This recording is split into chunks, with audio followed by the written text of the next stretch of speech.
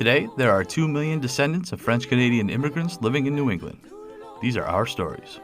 Welcome to the French-Canadian Legacy Podcast. Venez tous jeunes filles et garçons, je vais vous raconter l'histoire de notre immigration ici au USA, de grands aventuriers de pays étrangers.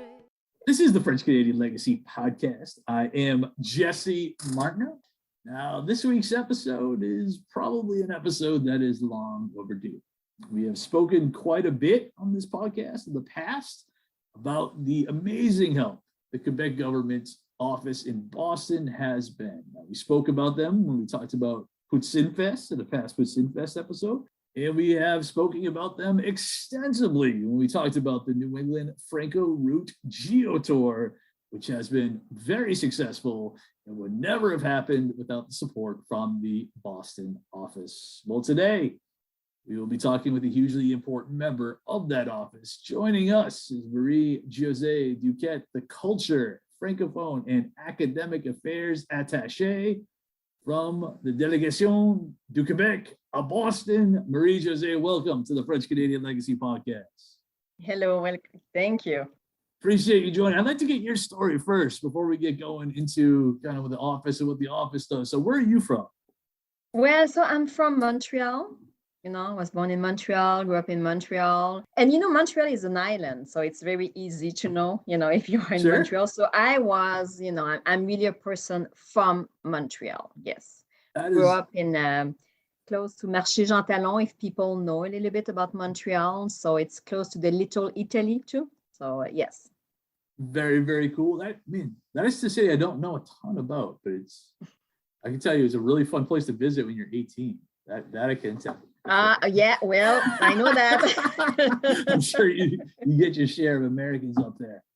All right, now, if you don't mind, just real quick, because I know when you go to Montreal, it's got the reputation of kind of being the most English of the cities in Quebec. Are there like special regions or like there neighborhoods where everybody kind of speaks French and neighborhoods where everybody speaks English, or is it kind of more of a mix? I honestly don't know. No, well, long time, you talk about Montreal. Yes, yeah, Montreal. Yeah, well, long time ago, Saint Laurent Street, it's really a street that goes to north to south and it divides, east to west. That's, so that's the street. And long time ago, I would say west was people speak English. Sure. And east was, people speak French. Now it's a mix, I would say that. We don't, Nice. the street is still there. Saint Laurent Street is still Sure, there. sure. But I mean, now it's more a mix, between English and French, I would say, yeah. Very cool. Now, I'm always curious, if you're talking to people from Quebec, what, if anything, did you know about Franco-Americans when you were growing up in Montreal? Is it something you learned in school, knew we exist at all? I'm curious. Well, sadly, I would say no. When I was young, I mean, we didn't learn about that, so it was not in the history class. And that's really sad because Sure. it's part, of the history. So really the first time is when I came here. And what I learned was, wow, I was very impressed, with the French Canadian came here 100 years ago, Right. and they came here to work. So that was very, very special for me. But now we have more and more, I would say, webinar about this, and people in Quebec, they always try to listen. But I mean, at this time, when I was young, no, we didn't have this information, But maybe it changed now. I hope. No. Yeah, no, I hope so too, because I do think even when I interacted with people up in Quebec, and I told them my story, I think a lot of them found it super interesting. I think we need to being Franco-Americans, be very much included, need to do a better job being able to present it in French. I think that would be super, super helpful. Correct. We have some movie like Les Tyrans du Pouvoir, so we have some movie that, Sure. you know about this story. But when I really talk about in class, at school, Mhm. when you learn about, history, that's the place that we should also know.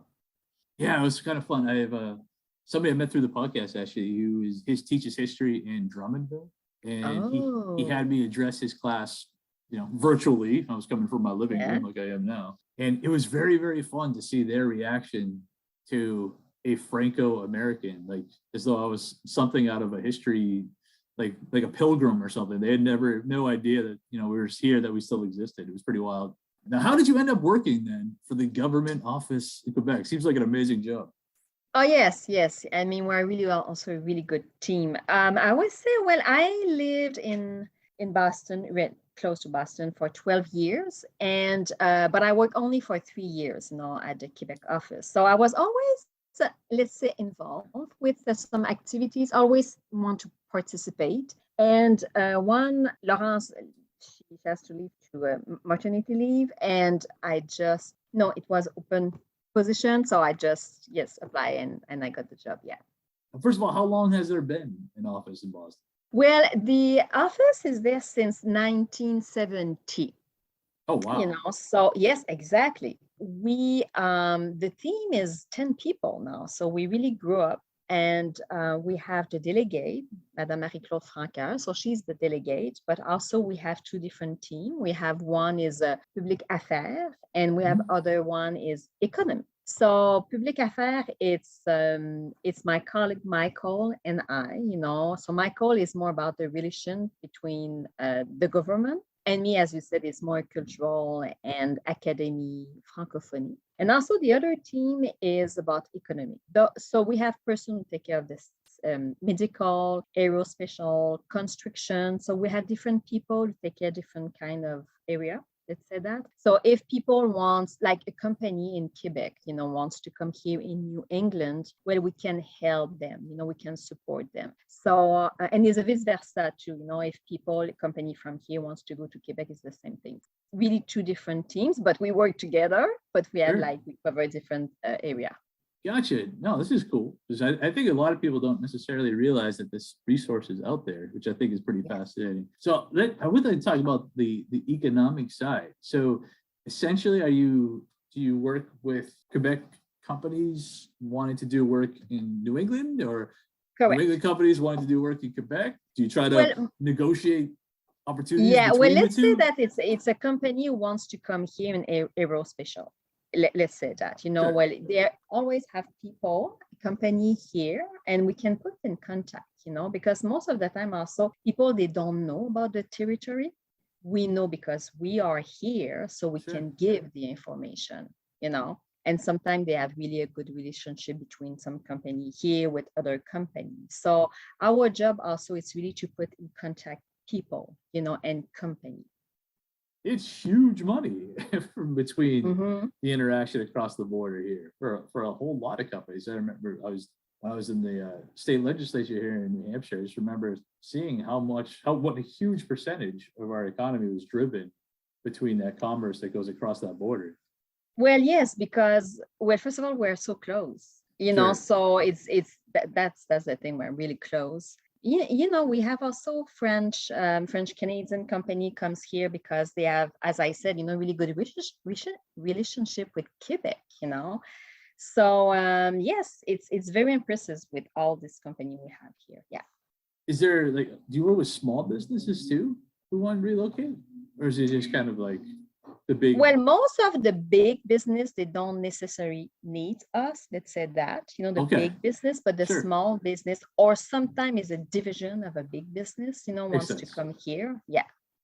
Very cool. No, that's an awesome resource then. And they just call you up, somebody from Quebec, I would say what to do is just to go on the website. The website, you have all the information about the Quebec government, in Boston. All the people, you have the email address. So it's very easy. I would say that you can see your section, is it construction? Well, you have the person who take care of this, and you just send an email. So it's easy to find the information. No, that's very, very cool. Okay, and how about the public affairs side? What do you guys do? Yeah, so the public affairs is different. I mean, we don't deal with the business, it's more about, so my colleague is more about the relation, with the government. So it's different because, we cover six states in New England.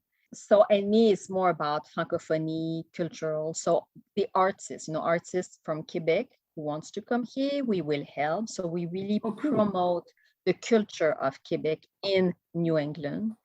And also academic. So I do a lot of presentation in school for French students, okay? And I talk about Quebec in French Nice. And you know, it's a lot of about history. You know, why do we speak French? It's because the history. So, you know, history, politics too, geography. So it's really general, but it's a presentation. You know, most of the time is in high school, I would say, with with the French student.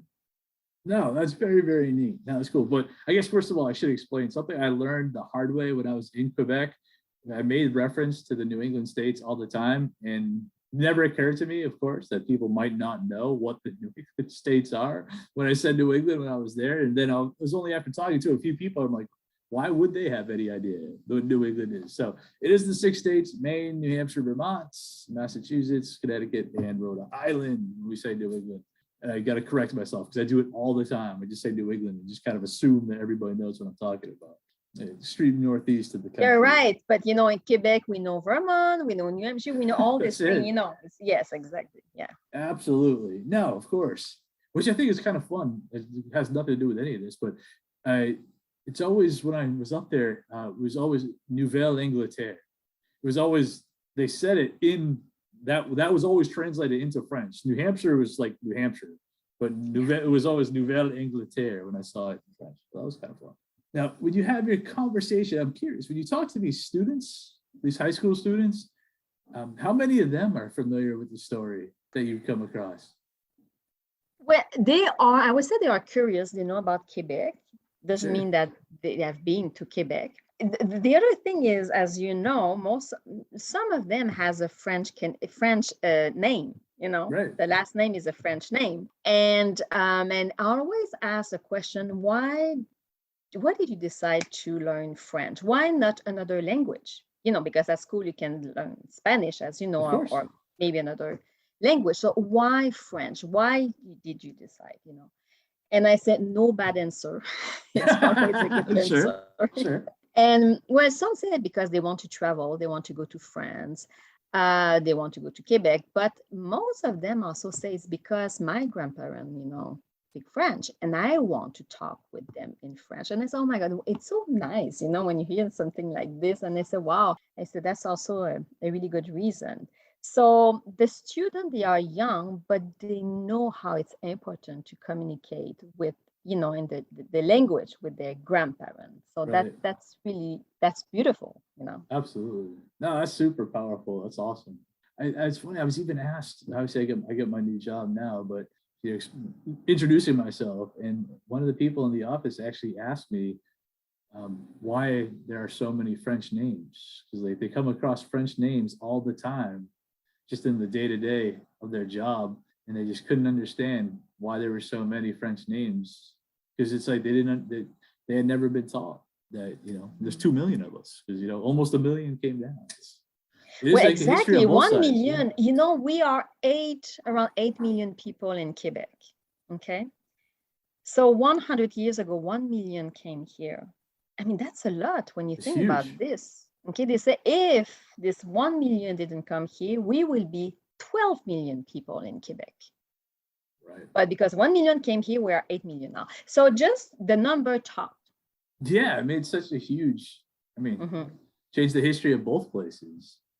And yet it is kind of funny considering how significant it is that I do think that most, or too many on both sides of the border, just don't even know about it. It's just not something they were taught growing up. But I think now they talk more and more about this, you know, more. Sure. Yeah. Mm-hmm. Well, thanks to a lot of the work you guys are doing. That's why you guys exist, for sure. Like, are there a bunch of Quebec offices, like all through the States or other countries? So we are, so there are around six, you know, in United States. So we have, the biggest one is in New York. Nice. So there are more than 30 people, you know, work there. Oh, wow. We have also Chicago, Washington, LA. So we are 6, I would say, in United States, and 33 around the world. Oh, wow. So, yes, a lot of in Europe, yes, and also I would say West Africa, you know, Northwest Africa. Sure. So yes. This was all around the same time that these. No. Different time, you know. Yeah. Gotcha. Yes. Not all of them been around as long as this Boston office has. Yeah, exactly. No, that's super interesting though. That's very, very cool. And because again, this is something I think it's pretty unique. That it's not like I have a New Hampshire office in Quebec somewhere, So it is kind of cool that they have this whole delegation, which is cool. Now, do you guys because I saw there is like a little tabby on your website about immigration. Do you guys have anything at all to do with that, or what kind of? No, well, yes, I mean, no, it's more general. I would say if someone asks question to how to immigrate to Quebec or Canada, we say, well, they have to talk with Canada. So we don't take care of, visa or all this kind of thing. We will refer to the Consulate of Canada because there is a Consulate of Canada in Boston. So it's more about the right of people, so we take it more, it's more this kind of question that really the specific how to immigrate, Sure. Now, if you want to study in Quebec, so we can't, give you information about colleges and something like this, because it's another reason also why you learn French is you can go to Quebec and to go to college in Quebec. So we have, many 14 colleges around, in Quebec. So that's the way that we give information about this. But if it's a specific question about immigration, it's more the Consulate of Canada they can answer. Oh yeah, can you just talk about some of the programs you guys are involved in? Well, so do you want to talk about the Francophonie? So the month of Francophonie. Okay, so as you know, March is the month of Francophonie. We celebrate, with many activities and events, and as you know, we have this Kerouac celebration because Jack Kerouac would celebrate 100 years old. He will be 100. So we have different activity, and one is the geocache, that they will have in Lowell, and it's specific for Jack Kerouac. So we're very, very happy for that, and thank you with your help. And also there is a panel, with le Centre de la Francophonie des Amériques. We have 3 people will talk about Jack Kerouac, its author and journalist. And it's very interesting because, it's a perspective about how you see Jack Kerouac. So the French people, they don't see Jack Kerouac the same way than American people and French Canadian people. So this is a panel also very interesting about his life. Also, we have different activity. We have also movie, French Canadian movie, with different partner. We have like the French Cultural Center in Boston. You will have, there is a movie. So we have really different activity. And I will say again to people, just go on the website and you will see, we will publish, all the activity we have. But, and it's funny because it starts with one day, one day to celebrate Francophonie, and after that it was 1 week, and now it's a month. That's awesome. And it's like we don't have enough to do what we want to do. So it must be I'm guessing it's probably a pretty busy month in the office then for you guys. Yeah. Oh yes, we have a lot of activity, and it's very interesting. Very, very. Yeah, we are definitely excited about the Adventure Lab that'll be coming up. Yeah, it's gonna be an entire same group from Mark and Mike, and putting together, Melody's helping out with writing. So again, putting together just a tour of Lowell, of places that are significant to the Jack Kerouac story. So it's gonna be way fun. It's gonna be cool. Now you mentioned the Centre de Francophonie des Amériques. Exactly. I'm just curious, what's your relationship with that organization? So we work a lot. So they really promote, French in America. So it's and they do very activity for example, the teacher wants to have some tool how to teach, to French to student. They can find all the information on the website. They have also a book in librairie, so in bibliothèque, like a library. Okay. A virtual library. If you're a member, you can have book, virtual book. And to be a member, it's free, by the way. So, That's awesome. And also for school, they can, French teacher, they can meet also a French Canadian author. So that's another good activity with Le Centre de la Francophonie des Amériques. And they have so many webinars now. Oh, really? Since Sure. the pandemic, since the Right. pandemic. So different subjects. They cover very, very interesting subject, So you can, again, go on the website and you can see all the events, they have. So it's Centre de la Francophonie des Amériques. We can make sure to link that below when we post this podcast. Absolutely. Because I know you guys have been really active with a lot of the groups. Because I first discovered your office when I was on the board of directors for the Franco-American Center. So maybe could you tell us about some of the work you do with all the various Franco-American groups throughout all New England? Yeah, so we like to be partner, let's say, with all this association who really promote the culture of the Franco, Canadian and Franco-American. So we have different, organization. I can think about in Maine, they have the Gendron Franco Center. Sure.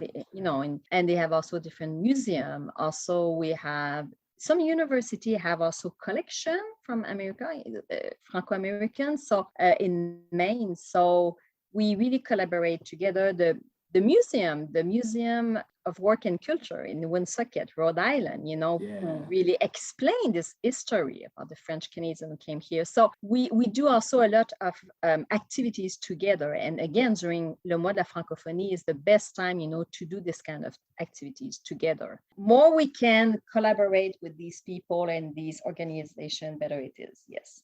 No, that's awesome. Now, where can people go in order to find out information? What is your website that we should send people to? So the website of Quebec is just Quebec Government in Boston, ou la Délégation du Québec à Boston.